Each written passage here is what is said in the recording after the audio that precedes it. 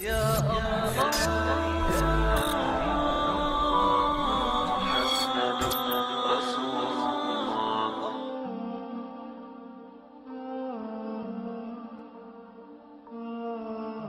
ہمیشہ یہ معمول رہا کہ میں شیطان کے شر سے اللہ کی پناہ مانگتا تھا، سو میرے اللہ نے میری لاج رکھی، مگر جنہوں نے اپنی نفسانی خواہشات کی پیروی کی اور شیطان کو اپنا دوست بنایا، وہ بدترین انجام سے دوچار ہو گئے۔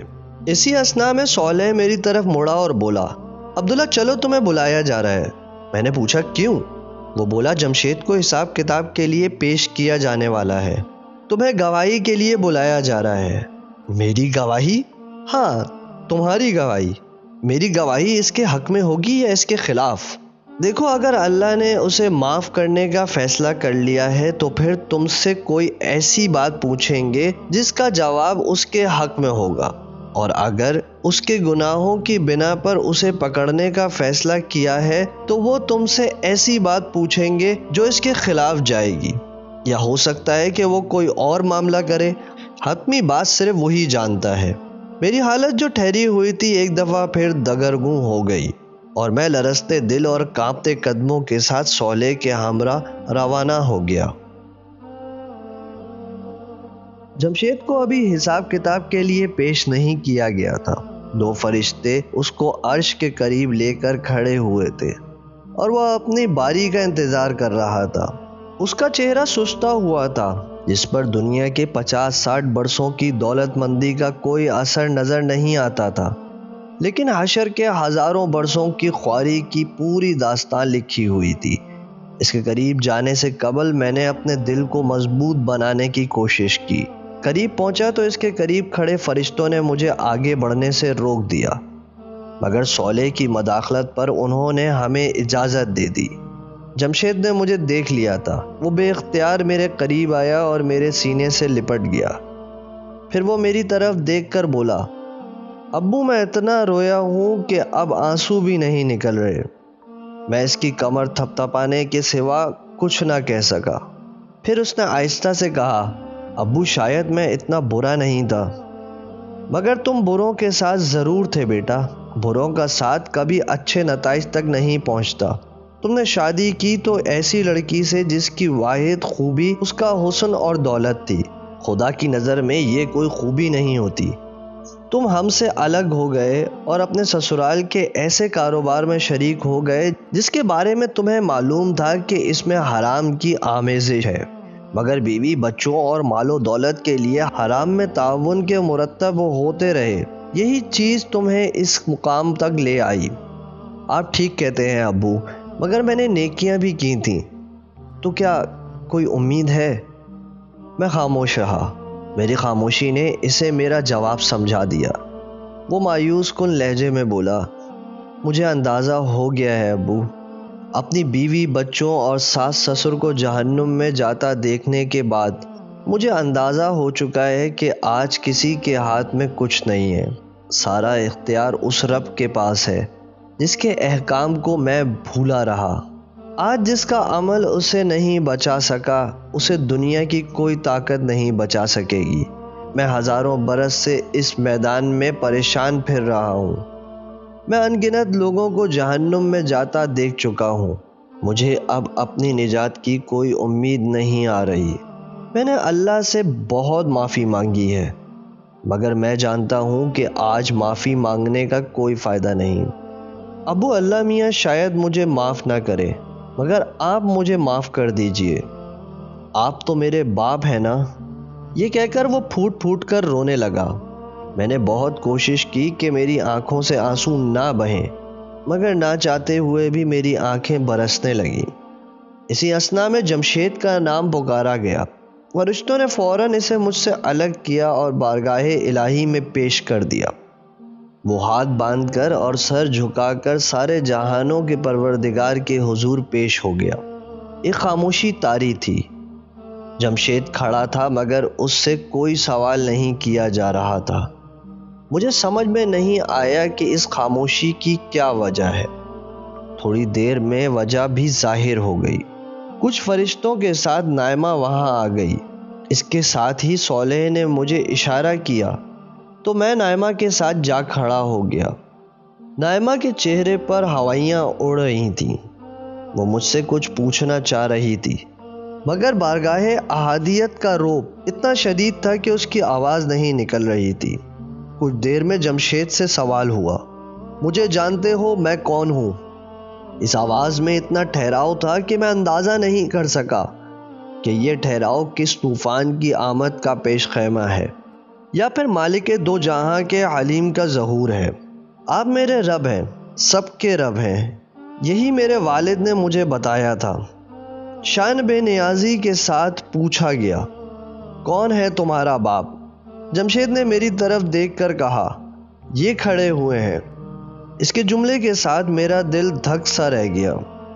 مجھے اس بات کا اندازہ ہو چکا تھا کہ اب جمشید مارا گیا، کیونکہ میں نے اسے توحید کے علاوہ اور بھی بہت سی چیزوں کی نصیحت کی تھی جن میں اس کا ریکارڈ اچھا نہیں تھا۔ اب مجھ سے یہی پوچھا جانا تھا کہ میں نے اسے کن باتوں کی نصیحت کی تھی، اور میری یہی گواہی اس کی پکڑ کا سبب بن جاتی۔ مگر میری توقع کے بالکل برخلاف اللہ تعالیٰ نے مجھے گواہی کے لیے نہیں بلایا۔ انہوں نے جمشید سے ایک بالکل مختلف سوال کیا، ابھی تم اپنے باپ سے کیا کہہ رہے تھے؟ یہ کہ اللہ میاں شاید مجھے معاف نہ کرے، مگر آپ مجھے ضرور معاف کر دیجیے گا، آپ تو میرے باپ ہیں نا۔ لمحے بھر کے لیے جو میری امید بندھی تھی وہ اس سوال کے ساتھ ہی دم توڑ گئی۔ جمشید کو بھی اندازہ ہو گیا کہ اس کی پکڑ شروع ہو چکی ہے۔ خوف کے مارے اس کا چہرہ سیاہ پڑ گیا، اس کے ہاتھ پاؤں لرزنے لگے۔ اس کے سان و گمان میں بھی یہ بات نہیں تھی کہ اللہ تعالیٰ جو دوسرے حساب کتاب میں مصروف تھے ساتھ ساتھ اس کی بات بھی سن رہے تھے۔ نہ صرف سن رہے تھے بلکہ اس کے الفاظ اللہ تعالیٰ کو ناراض کرنے کا سبب بن گئے تھے۔ وہ بڑے بے بسی سے بولا، جی میں نے یہ بات کہی تھی، لیکن میرا مطلب وہ بالکل نہیں تھا جو آپ سمجھے ہیں۔ تمہیں کیا معلوم میں کیا سمجھا ہوں؟ پوچھا گیا، مگر آواز میں ابھی تک وہی ٹھہراؤ تھا۔ نہیں، مجھے بالکل نہیں معلوم، آپ کیا سمجھے؟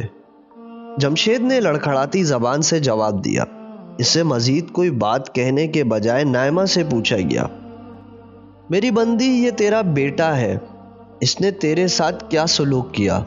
نائمہ بولی، پروردگار اس نے میرے ساتھ بہت نیک سلوک کیا، یہ بڑھاپے تک میری خدمت کرتا رہا، اس نے مال سے، عمل سے اور محبت سے میرے ساتھ بہت حسن سلوک کیا۔ اس کی بیوی اسے ٹوکتی تھی لیکن یہ میری خدمت سے باز نہیں آیا، اس نے اپنا مال اور اپنی جان سب بے دریغ میرے لیے وقف کر دی تھی۔ نائمہ کا بس نہیں چل رہا تھا کہ وہ جمشید کے لیے اور بھی بہت کچھ کہے، مگر اسے معلوم تھا کہ جو پوچھا گیا ہے اس سے ایک لفظ زیادہ کہنے پر اس کی اپنی پکڑ ہو جائے گی، اس لیے وہ مجبوراً اتنے ہی کہہ کر خاموش ہو گئی۔ پروردگار نے فرشتوں کی طرف دیکھ کر پوچھا، کیا یہ عورت ٹھیک کہہ رہی ہے؟ فرشتوں نے نامہ اعمال دیکھ کر کہا، اس نے بالکل ٹھیک کہا ہے۔ اس کے بعد جو کچھ بھی ہوا اس نے میرے دل کی دھڑکن تیز کر دی۔ حکم ہوا، اس کے اعمال ترازو میں رکھو۔ پہلے گناہ رکھے گئے جس سے الٹے ہاتھ کا پلڑا بھاری ہوتا چلا گیا، اس کے بعد نیکیاں رکھی گئیں۔ ہم سب کے چہرے فق تھے، ایک ایک کر کے نیکیاں رکھی گئیں، مگر وہ گناہوں کے مقابلے میں اتنی کم اور ہلکی تھیں کہ میزان میں الٹے ہاتھ کا پلڑا بدستور بھاری رہا۔ آخر میں صرف 2 نیکیاں رہ گئیں۔ بظاہر فیصلہ ہو چکا تھا۔ نائمہ نے مایوسی اور بے کسی کے ملے جلے احساس کے ساتھ آنکھیں بند کر لی۔ جمشید اپنا سر پکڑ کر بے بسی سے زمین پر گر گیا۔ میں جس وقت سے میدان حشر میں آیا تھا میں نے ایک دفعہ بھی عرش کی طرف دیکھنے کی ہمت نہیں کی تھی، مگر نہ جانے اس وقت پہلی بار بے اختیار میری نگاہیں مالک ذوالجلال کی طرف اٹھ گئیں۔ ایک لمحے سے بھی کم عرصے کے لیے اس ساعت میرے دل سے وہی صدا نکلی جو زندگی کی ہر ناگہانی اور مشکل پر میرے دل سے نکلا کرتی تھی، لا الہ الا اللہ۔ پھر میری نظر اور سر دونوں فوراً جھک گئے۔ فرشتوں نے پہلی نیکیاں اٹھائیں۔ یہ نائمہ کے ساتھ کیا گیا اس کا حسن سلوک تھا۔ حیرت انگیز طور پر سیدھے ہاتھ والا پلڑا جھکنا شروع ہوا۔ میں نے اپنے برابر کھڑی نائمہ کو جھنجھوڑ کر کہا، نائمہ آنکھیں کھولو۔ میری آواز جمشید تک بھی چلی گئی۔ اس نے سر اٹھا کر دیکھا اور آہستہ آہستہ کھڑا ہو گیا۔ جھکتے پلڑے کے ساتھ اس کی آس بھی بن گئی، لیکن ایک جگہ پہنچ کر سیدھے ہاتھ کا پلڑا ٹھہر گیا۔ الٹے ہاتھ کا پلڑا ابھی تک بھاری تھا۔ ہمارے دل میں جلنے والی امید کی شمع پھر بجھنے لگی۔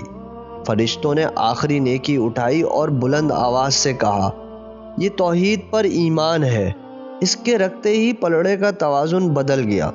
میرے زبان سے بے اختیار نکلا، اللہ اکبر وللہ الحمد۔ اس کے ساتھ ہی مدھم لہجے میں آواز آئی، جمشید تمہارے باپ نے تمہیں میرے بارے میں یہ بھی بتایا تھا کہ میں ماں باپ سے 70,000 گنا زیادہ اپنے بندوں سے محبت کرتا ہوں۔ یہ تم تھے جس نے میرے قدر نہ کی، اس لیے میدان حشر میں تمہیں اتنی سختیاں اٹھانی پڑی۔ میرا عدل بے لاک ہوتا ہے، میری رحمت ہر شے پر غالب ہے۔ فرشتوں نے نجات کا فیصلہ تحریر کر کے نامہ اعمال اس کے داہنے ہاتھ میں دے دیا۔ جمشید کے منہ سے شدت جذبات میں ایک چیخ نکلی۔ اسے جنت کا پروانہ مل گیا تھا۔ ہزاروں سال پر مبنی اس طویل اور سخت دن کی اذیت سے اسے نجات مل گئی، بلکہ ہر تکلیف سے اسے نجات مل چکی تھی۔ وہ بھاگتا ہوا آیا اور ہم دونوں سے لپٹ گیا۔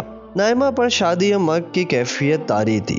جمشید کی آنکھوں سے آنسو رواں تھے اور میں اپنے وجود کے ہر روشے کے ساتھ اپنے رب کریم کی حمد کر رہا تھا، جس کی رحمت نے جمشید کو معاف کر دیا تھا۔